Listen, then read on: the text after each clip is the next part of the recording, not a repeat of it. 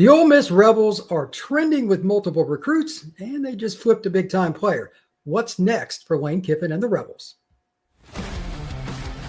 Locked On presents The Portal, the daily podcast covering college football recruiting and everything NIL. Part of the Locked On Podcast Network. Your team every day.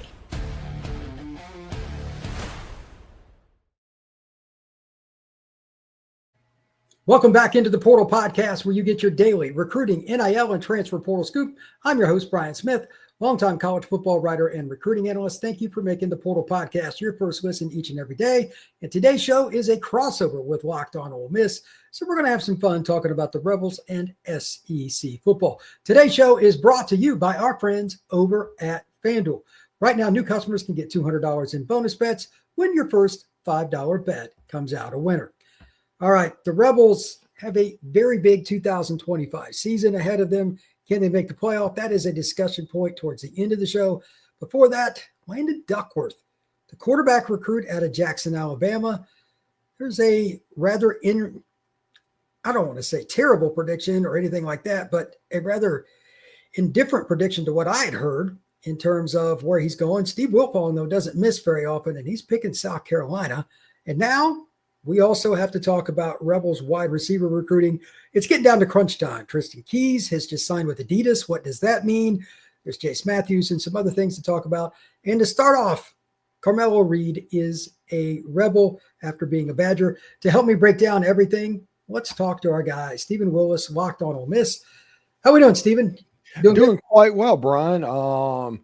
Definitely cool that Carmelo Reed just flipped from Big Ten land over to Ole Miss. I like this. I refer to him on my show as an intriguing prospect. Yeah. He's already 6'7", 250. He's an edge right now. I don't think he will be an edge once he gets to the next level. What do you think, Brian? I think he'll play edge in certain situations, but eventually he'll be a 3-tech or a 4-eye, depending on your schematic. Yeah, I think if he can handle the leverage part. He is tall. I mean, he could grow into an offensive tackle. Technically, that's possible, but I think he'll stay on defense. So he can move too, brother. Like, he's not just a long guy that can just put his hands up. He can move laterally. I liked his film quite a bit.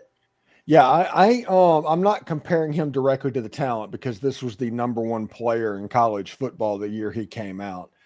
But his high school film reminds me of a way that he would develop kind of similarly to Robert Kim Dietschy as far as somebody that's going to rely on power. What he's doing, he has excellent straight line speed.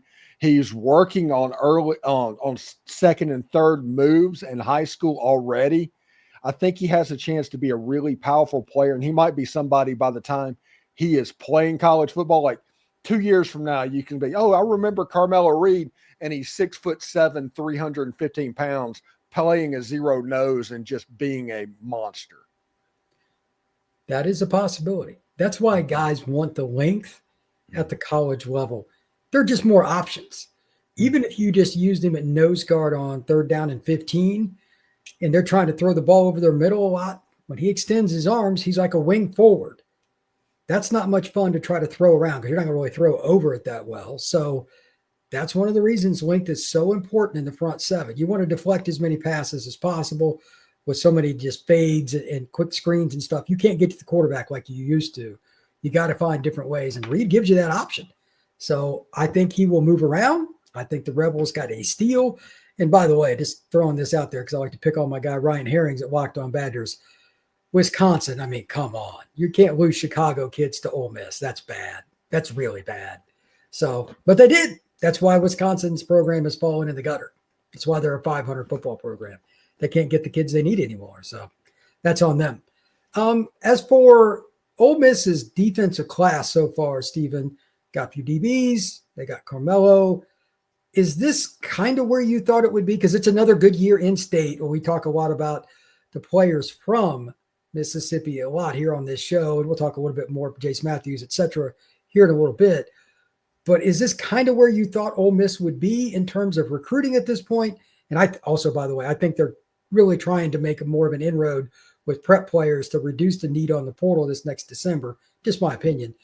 But is this where you thought they would be? I think so, but as you have put it, it is crunch time. They have to hit. Deuce Gerald's is set to visit this weekend. Big That visit. is that is probably the most important visit on Ole Miss's board.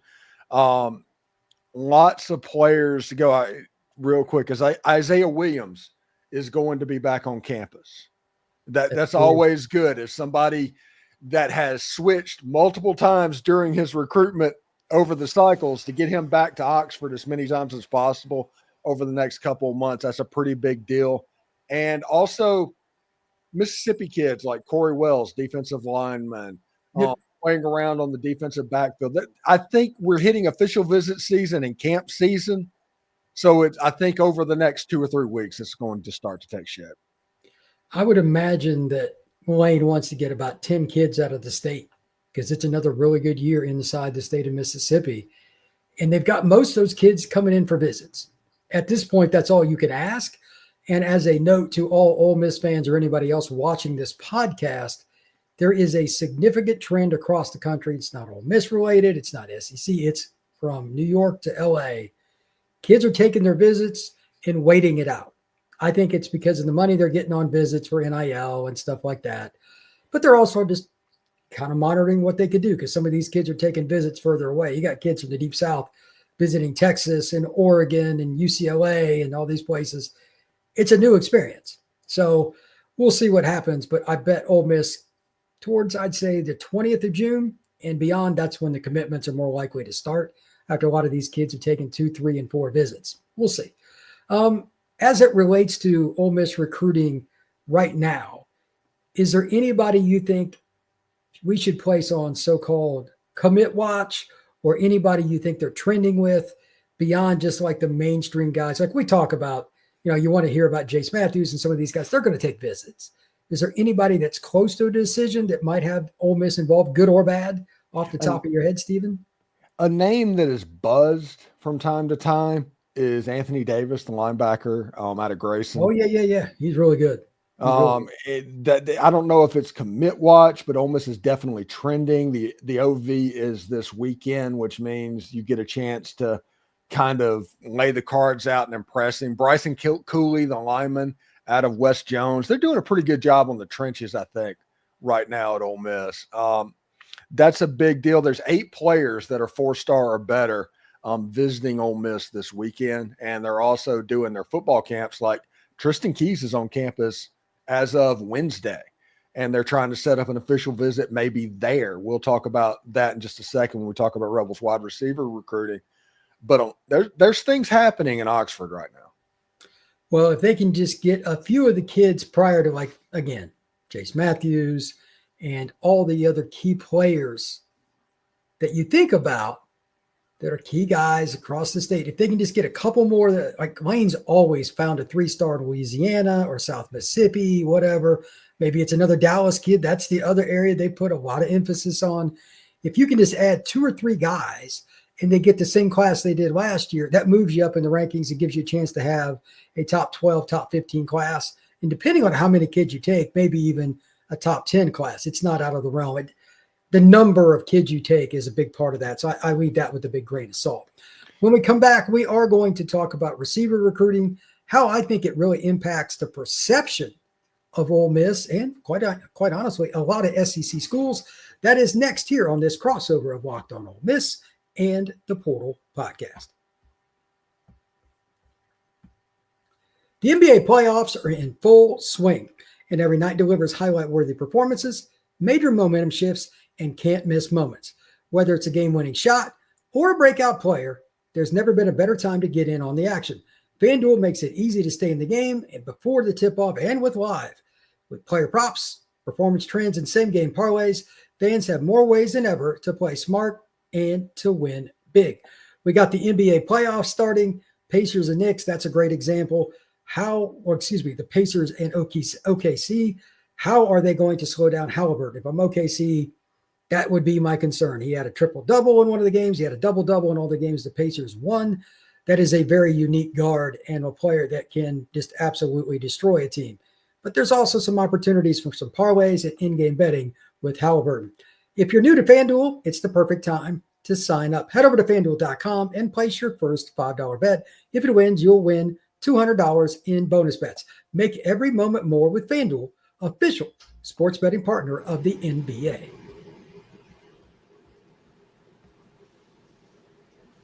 The spectacular position, the highlight reel position, the one that everybody likes to talk about and is often the lead in to ESPN Sports Center or Fox Sports Break or whatever it may be, is wide receiver.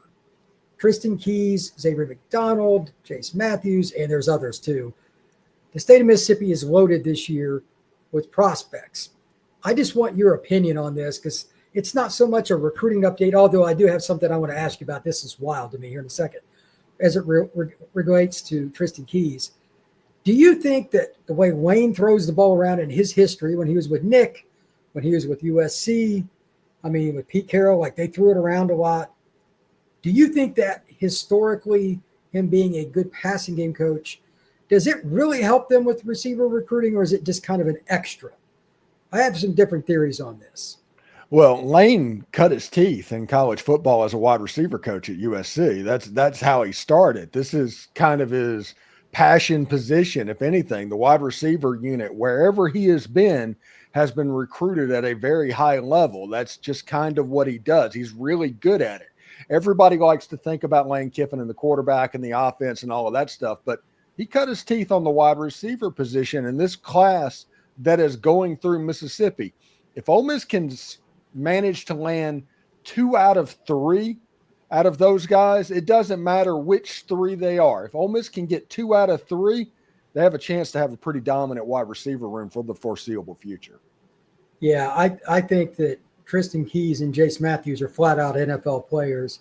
And if Xavier McDonald can get enough weight on him, he will be as well. He's just really thin, but he can go get it. He's another long, athletic kid.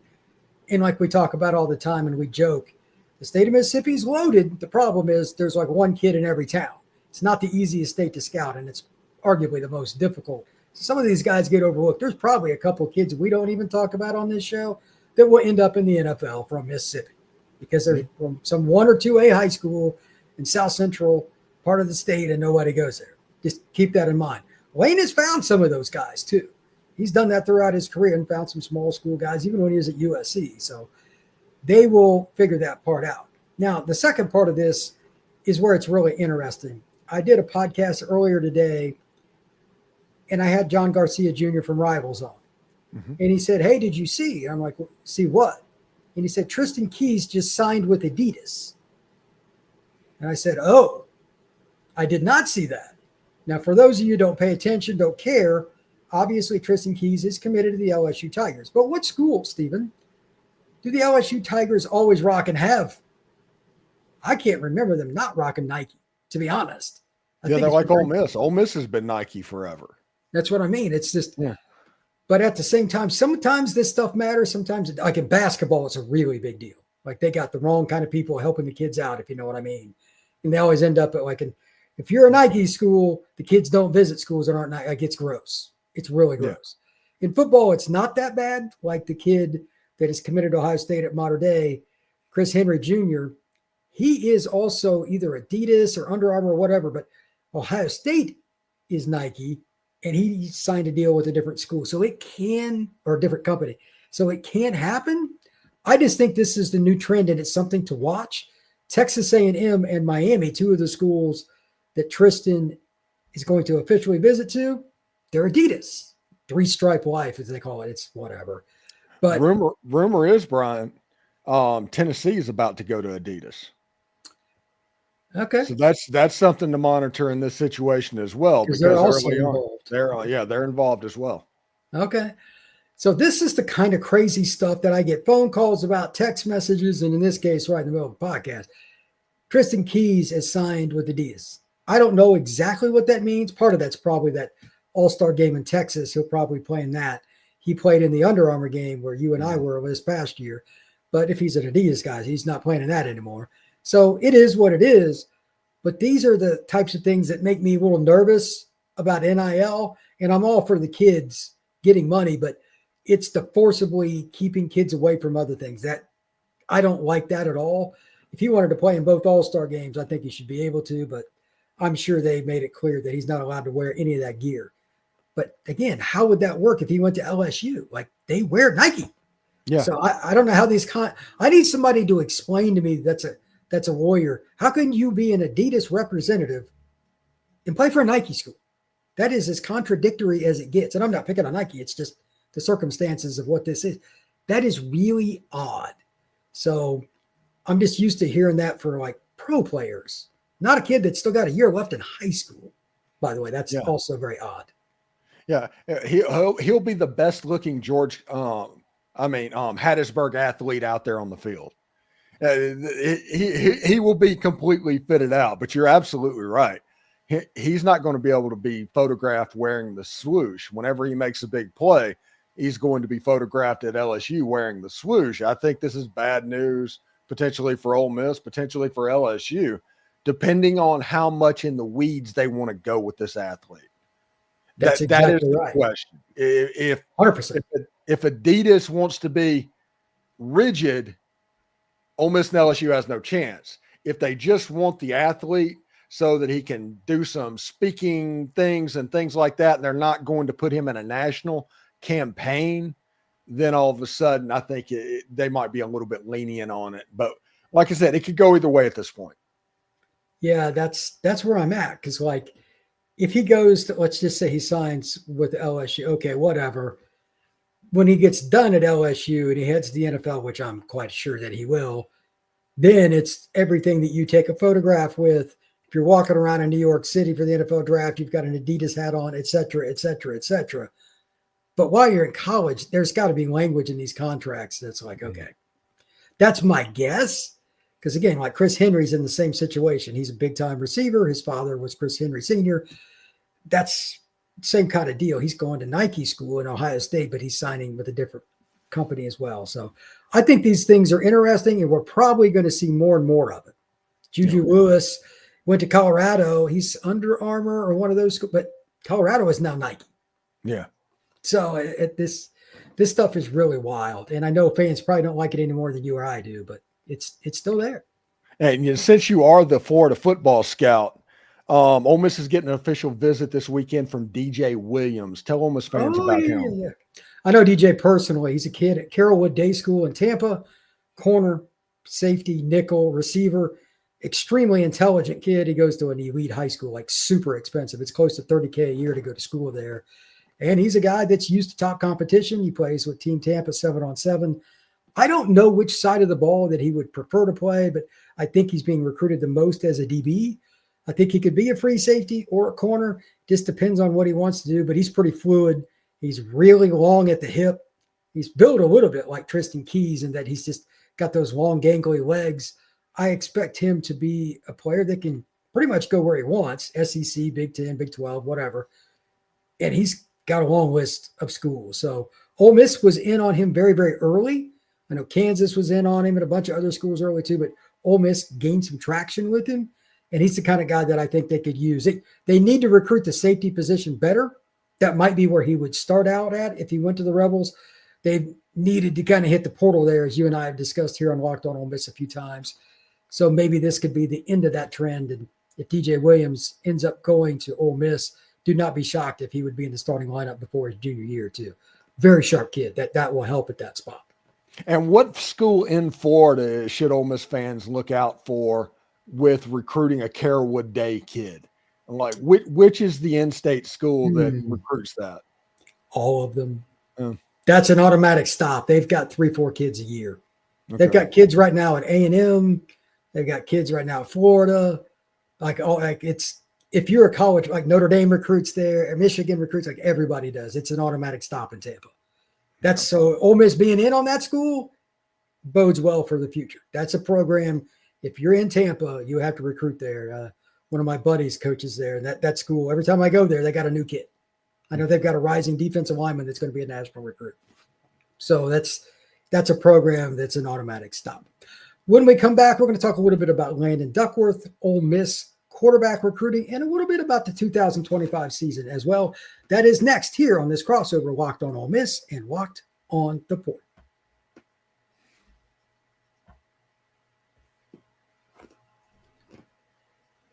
All right, Steven.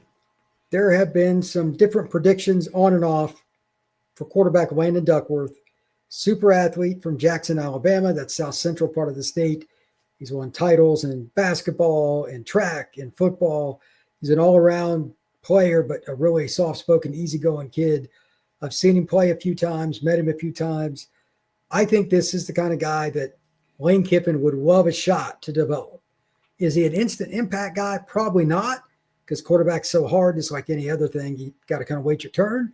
But if he paid attention to Kiffin and all the coaches around him, Coach Weiss, I think he could be a really good player in that offense. However, South Carolina originally got his commitment, for one, backed off of it. Now, if I remember correctly, it's Wilfong, I believe, that put in a prediction for him to end up at South Carolina after his visit. What is your take on it? And then I'll give you mine as well. What do you think is going on with Duckworth?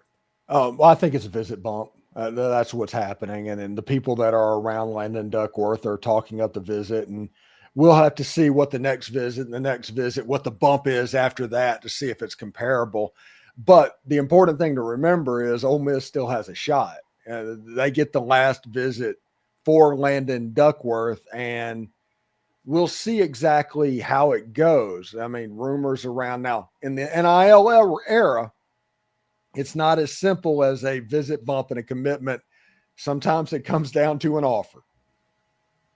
And that is going to be the big thing. How high does Ole Miss want to go? Ole Miss should figure out by the time recruitment hits there on, I think it's June 30th is when he is expected in Oxford, Mississippi. With the wide receivers and the recruiting class that they're putting together, I still feel pretty good about Landon Duckworth, if we're going to be honest about it. Yeah, his visit, I believe, is June 20th. That's the last 20th. Yeah. But I think this might be very interesting, and it's why I put them back to back. If by chance any of the three receivers that you and I discussed earlier, Tristan Keys, Jace Matthews, Xavier McDonald, if any one of those three decided to pledge to the Rebels, that's only going to help you with Duckworth. Not that they struggle to get wide receivers for Kiffin's offense and Charlie Weiss Jr. They don't. But at the same time, adding somebody would be good. That's something to watch. And also any offensive lineman that you could get. You want to have guys to block for you. So this is a good year within the state of Mississippi and throughout the South for offensive linemen. Let's see what that does. And if maybe one or two of those guys start calling in, hey, why don't you come join me in Oxford, blah, blah, blah. And I'm sure Kiffin and his staff are recruiting the heck out of him anyway. But the other school, this is the weird part, and I don't know why they didn't do this earlier. Auburn was on him a little bit early, didn't go after him hard, missed on some other guys, and then they got back in on him. He's been to campus, but I haven't heard anything about his visit that makes me think that he's going to Auburn. I'm guessing he doesn't want to follow Deuce Knight because they'd be one grade apart. And Deuce is probably going to be pretty hard to beat out, having a year ahead in the system. So if that's the case, that means it is a South Carolina versus Ole Miss battle. Ironically, those are two programs kind of trending up in the SEC. So who knows? Maybe, do they play each other this year? They do in Oxford, Mississippi. That's right. That's right. Yeah, that was right around Halloween, I believe. That will ironically be one of the most important games in college football this year. If you go by what everybody's talking about, South Carolina's got a chance to make the playoff. They came close last year. Same with the Rebels. Who wins that game obviously gets the leg up on the other. And like it would even be more important for South Carolina because getting road SEC wins, as you know, Steven, that's not an easy endeavor. No, it's not easy. And just to let everybody know what's going on. Now, you got the Wilfong bomb or whatever, Duckworth to South Carolina. Ole Miss in the last couple of weeks have turned the heat up on Gavin Sidwar, the quarterback that's committed to Missouri, kind of having him on the back burner of what would happen. You got Duckworth is the absolute number one, but I think Ole Miss is positioning themselves if this goes wrong, that Sidwar will be available. He visited during spring break, came down to Oxford, Mississippi from Pennsylvania. That's not a short trip. So that should let you know that they're at least serious about it. And I think that's the backup plan for Lane Kiffin if Landon Duckworth goes awry.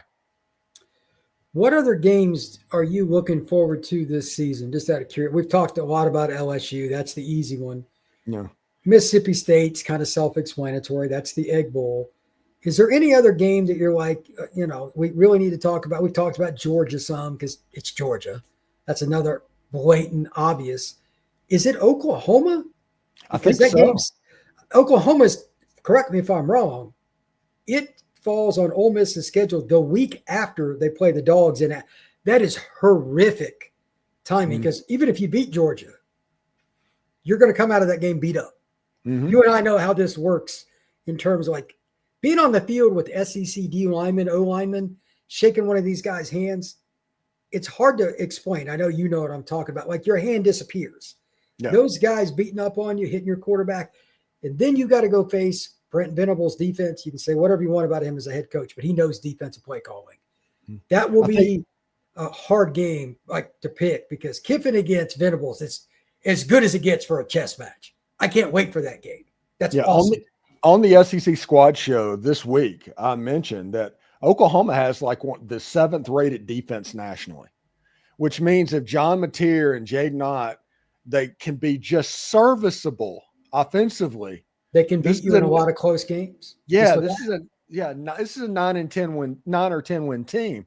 So that game at Oklahoma, I think, could be really interesting. And the Florida game, just for the fact of who Ole Miss's quarterback is and how much that game will mean to Austin Simmons, that game should be fun as well.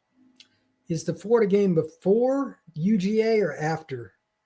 It's the next to last game of the season. There's several games after Georgia. Yeah. So you got Florida before you play the Egg Bowl. Man, that's a rough. You get DJ Lagway, then the Egg Bowl. I mean, DJ Lagway is going to be a top 10 pick, I think, eventually. He's super talented. If he's healthy. It seems like every other week. Yeah, it's like they're like, well, he'll come back to throwing full in a month. And it's like, how much of a shoulder injury does he have?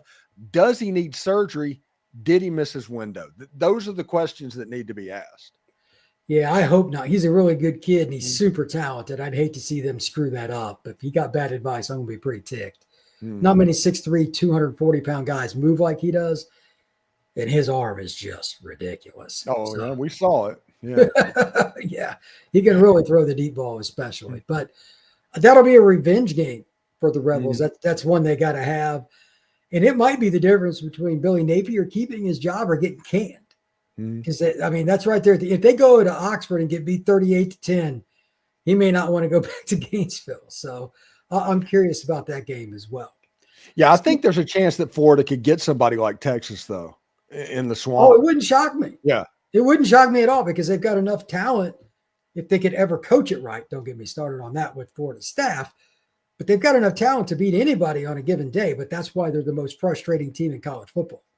Florida from week to week. That is just somebody that's off its rocker. Like you just don't know what you're going to get. They can't even get the right number of players on the field for special teams on all the games. It's just weird. They have all black jerseys with some of the best colors of uniforms, some of the best uniforms out there. They chose to go all black. If you make that, I question your decision making if that happens. Orange and blue looks pretty good and it pops. Yeah. It's great. Yeah, it's great. Yeah. So, well, that's their problem. They've got others too, and it starts at the head coaching position, but that's another story. Steven, tell everybody where they can find your work, my friend. You can check us out at the Locked On Ole Miss podcast. You can follow me at the Steven Willis. You can catch us on YouTube at Locked On Ole Miss or wherever you get your podcast. Daily Ole Miss information, your team every day. Appreciate it, sir. You can find the Portal podcast on Spotify, Apple, SportsSpider, or wherever you download your pods, and of course on YouTube. Please like, subscribe, and share this podcast and comment down below on YouTube. Helps us out a ton. We will see you again soon